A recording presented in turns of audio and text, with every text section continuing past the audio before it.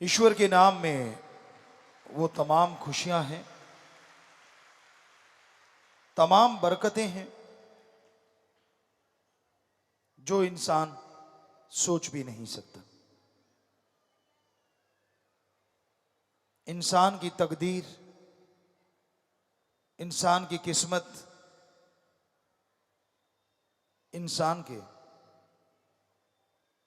साथ होती है,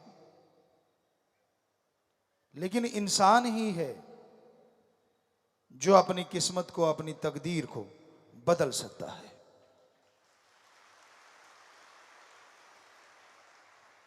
लोग ये कहते हैं जो भाग्य में लिखा है वही मिलता है,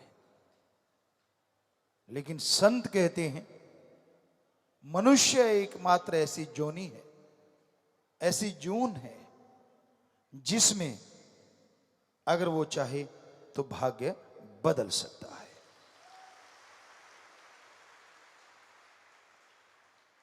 उसके लिए कर्मठता,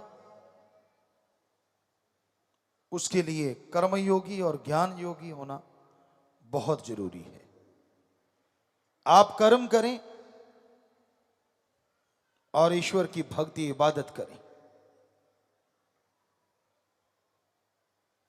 उस मालिक के नाम के साथ साथ अच्छे कर्म करो,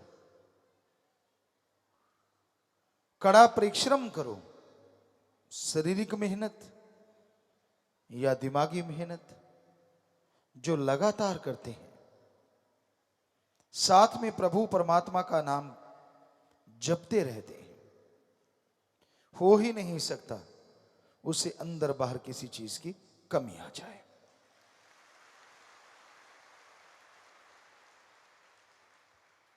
इंसान जब पाखंडवाद में पड़ जाता है, इंसान जब ढोंग दिखावे में पड़ जाता है, तब मालिक से बहुत दूर चला जाता है। उसको दिखावा नहीं, अमलों से पाया जा सकता है। दिखावे की जरूरत नहीं, आप कर्म ऐसे करो, अच्छे कर्म, कड़ा परिश्रम, हक हलाल मेहनत की कमाई और ईश्वर की भक्ति हमेशा मालिक से प्यार बढ़ाती है। और मालिक के प्यार में क्या मिलता है? क्यों करे कोई उस भगवान अल्लाह राम से प्यार? इंसान है तो इंसानों से प्यार करता है। इंसानी प्यार गलत नहीं, लेकिन उसमें हवश ना हो। इंसानी प्यार एक हद तक साथ देता है। विचार नहीं मिलते तू कौन और मैं कौन, थोड़ा झगड़ा हुआ तो तू कौन और मैं कौन। कि मालिक का प्यार ऐसा क्या है जो किया जाए और क्यों किया जाए? इंसानी जीवन में दुख आते हैं, सुख भी आते हैं, ये तो आप मानोगे। हर दिन एक जैसे नहीं रहते, ये भी आप मानोगे। कभी बीमारियां आती हैं, कभी घर में, कभी परिवार में, कभी कहीं तरह तरह की परेशानियां आ जाती हैं। क्या आप ये नहीं चाहते कि जिंदगी में हमेशा एक रस हो, खुशियां ही खुशियां हो, बीमारी आने से पहले कट जाए? कभी उतार कभी चढ़ाव, कभी उतार कभी चढ़ाव, ये जिंदगी का एक अंग है। पर अगर प्रभु से प्यार किया जाए तो वो ऐसे रंग से भर देता है कि कभी पतझड़ नहीं होता। फिर तो मालिक से प्यार करना चाहिए ना। और हैरानी ये है, आप जिससे भी प्यार करते हो कुछ लेते हो, कुछ देते हो। कोई सत्संगी भाई बहन होंगे जो बेगर्ज प्यार करते हैं, अदरवाइज रिश्तों में भी लेना देना लगा रहता है। और हैरानी ये है, प्रभु आपसे कुछ लेता नहीं और देता ही देता है, देता ही देता है। क्यों ना करें उससे प्यार? तकलीफ क्या है जो सारी तकलीफों को मिटा दे, जो पहाड़ जैसी बीमारियों को कंकर में बदल दे?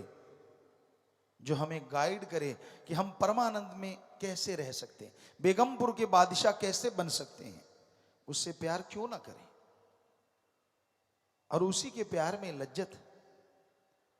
दुनिया में रहते आपको जो भी स्वाद अच्छा लगता है, मीठा, कड़वा, नमकीन, जो भी अच्छा लगता है, अलग अलग टेस्ट होता है, किसी को नमकीन अच्छा लगता है, किसी को मीठा अच्छा लगता है, पर वो मालिक के प्यार ऐसा आनंद में है, ऐसा खुशी देने वाला है, ऐसा लज्जतदायक है कि अगर आप उससे प्यार करेंगे, चाहे आपका टेस्ट कैसा ही क्यों ना हो, वो उससे अरबों गुना ज्यादा आपको प्यार और वो मजा देगा, और वो परमानेंट रहेगा, बार बार खाने पीने की जरूरत नहीं पड़ेगी।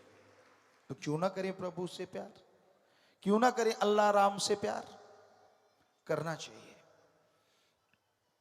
कोई लॉस नहीं, इन्वेस्ट कुछ नहीं करना अपने, अदरवाइज कोई बिजनेस ले लो, कोई व्यापार, डॉक्टर के पास जाओ, वैद्य के पास जाओ, दवाई दे देगा लेकिन पैसा तो लेगा ना भाई। लेकिन ये मालिक राम, अल्लाह, ईश्वर, ओम हरि एक ऐसा डॉक्टर है जो बीमारी भी दूर करता है और बदले में लेता नहीं, देता भी है कि ले बेटा तेरी बीमारी भी दूर, और ये ले बरकतें, ये ले लाभ, जितना मर्जी लेता जा, वो तेरी हिम्मत, तेरा दामन, तेरी झोली जैसी होगी उससे कई गुना ज्यादा वो बख्श देगा, बस तूने अपनी झोली को फटने नहीं देना।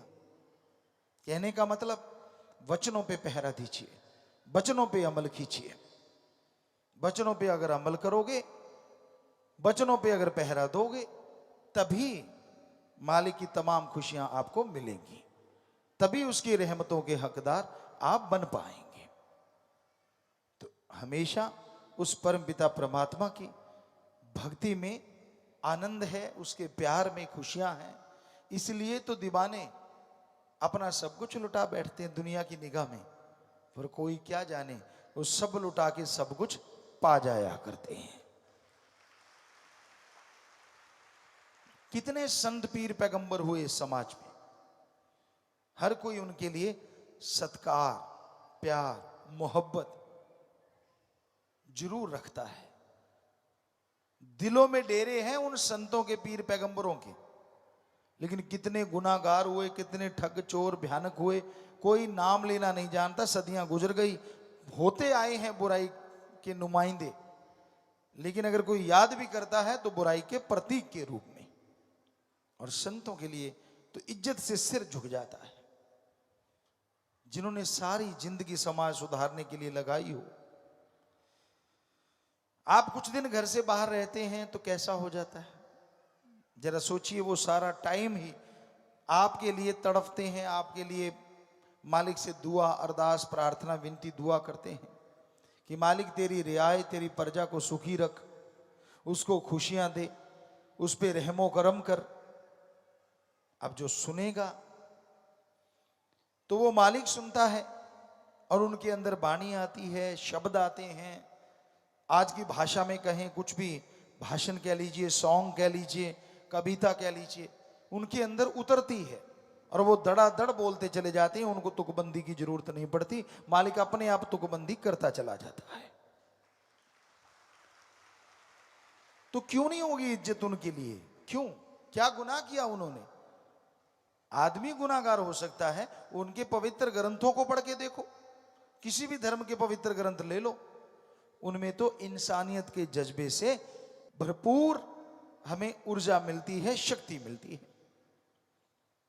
तो इंसान गलत हो सकता है, पहनावा वैसा पहन के गलत कर्म कर सकता है, पर हमारे संत पीर पैगंबर ना गलत थे, ना गलत हैं, और ना उनकी वाणी कभी गलत होगी।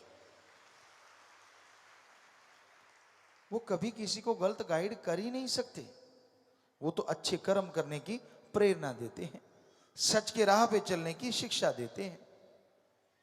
हाँ, इंसान का दिमाग शैतानी, मन जब हावी हो जाए तो वो उन्हीं वचनों को तोड़ मरोड़ के पेश करता है और इंसान को गुनाहगार बना देते हैं।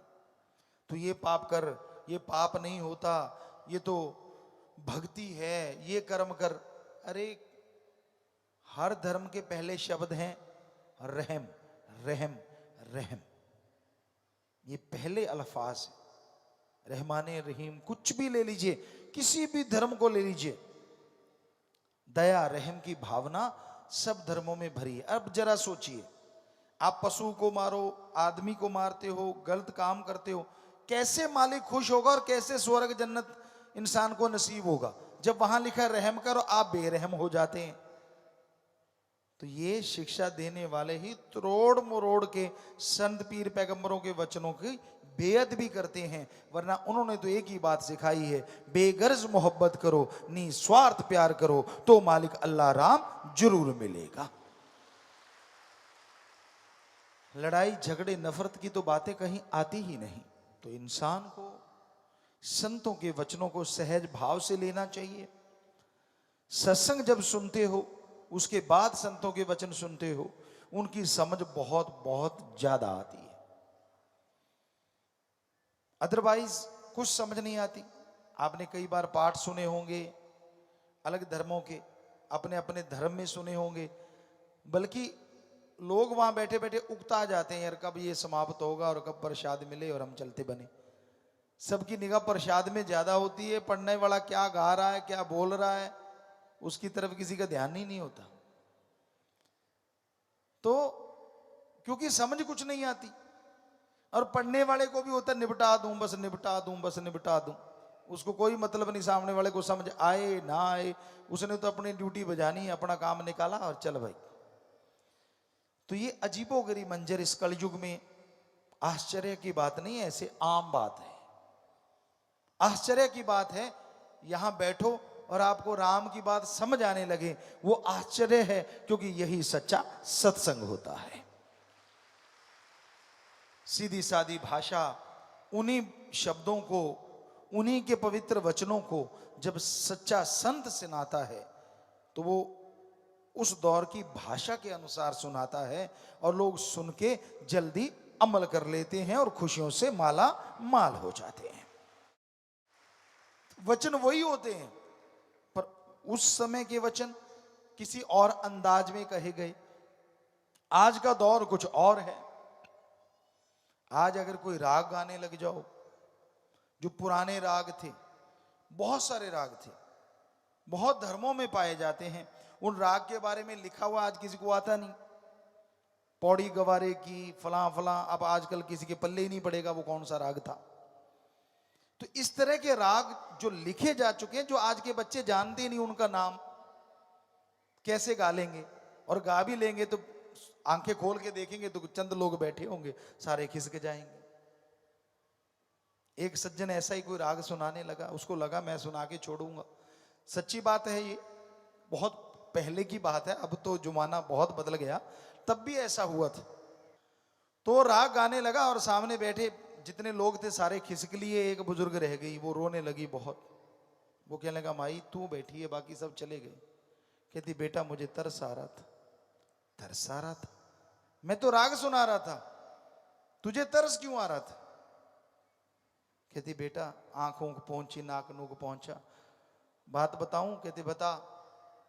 कहते जैसे तू अरड़ा रहा था, रात मेरी भैंस का कटड़ा अरड़ाता रहा, सुबह मर गया, मुझे डर है कहीं शाम तक तेरा काम ना हो जाए, मेरे को तेरे पे तरस आ रहा था।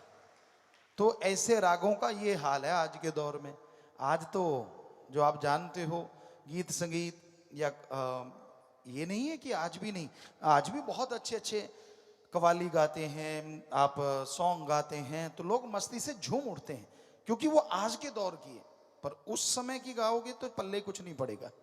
तो संत जितने भी आते हैं, जैसा दौर होता है उसके साथ चलेंगे तो समाज को समझाएंगे, क्योंकि उनका काम समाज को समझाना है, अपनी मान बढ़ाई नहीं कि मुझे फलां राग आता है फलां आता है। मकसद है समाज को सुधारना। वो कैसे सुधरेगा ये भी संत की सोच होती है। तो कहते जैसी हवा चले वैसी ओट कर लो। तो जैसा दौर है वैसी भाषा तो प्रयोग में लानी पड़ेगी ना। बहुत लोगों ने पूछा गुरुजी आपने फिल्म बनाई, क्या जरूरत थी? तो और हम आपको बताना चाहते हैं, हर संडे सरसा में सत्संग होता है। आप दर्ज है, आंकड़े हैं, आंकड़े देख सकते हो। फिल्म से पहले हर संडे जैसे सत्संग नहीं था, तो लोग 200-400 होते थे नशा छोड़ने वाले, गुरुमंत्र लेने वाले। सत्संग होता तो 2 से 4 हजार होते थे। और आज सत्संग भी ना करें, सिर्फ 2 दिन पहले ये बता दें कि गुरुमंत्र दिया जाएगा, और आज नशा छोड़ने वाले होते हैं 10,000 से 15,000। हमने कोई सत्संग अलग से नहीं किया, हमने कोई अलग से कुछ और नहीं किया, बस एक फिल्म आई है। क्योंकि आज की भाषा है, नौजवान इसी भाषा से काबू आएंगे। उनको समझी तभी आती है, अच्छा ऐसे भी हो सकता है, ये भी हो सकता है। कथा वार्ता जितनी मर्जी करते रहो, झंभाइयां लेने लग जाएंगे। तो इसलिए सत्संग भी छोटा करना पड़ता है। क्योंकि एक तो वैसे अलूणी सिल है, नमक मिर्च तो होता नहीं, फिर भी बीच बीच में लगाते रहते हैं। अभी कटड़े वाली आपको सुनाई, ताकि थोड़ा सा बंधा रहे आदमी। नमक मिर्ची है और क्या है, इसमें कोई बात नहीं है। लेकिन अब बिल्कुल अलूणी सिल, जिसमें ना नमक हो ना मिर्च हो, खाना बकबका सा खाना अजीब होता है ना।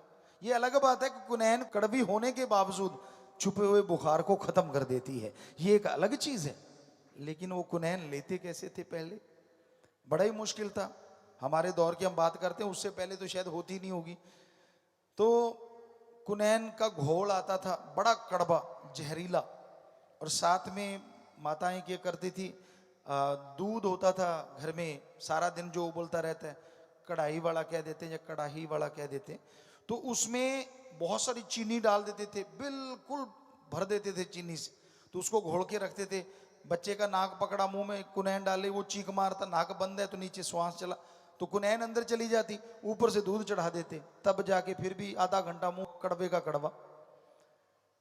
आजकल शुगर कोटेड कुनैन आ गई है, छोटा बच्चा भी ले सकता है, क्योंकि मीठी होती है, अंदर कड़वा।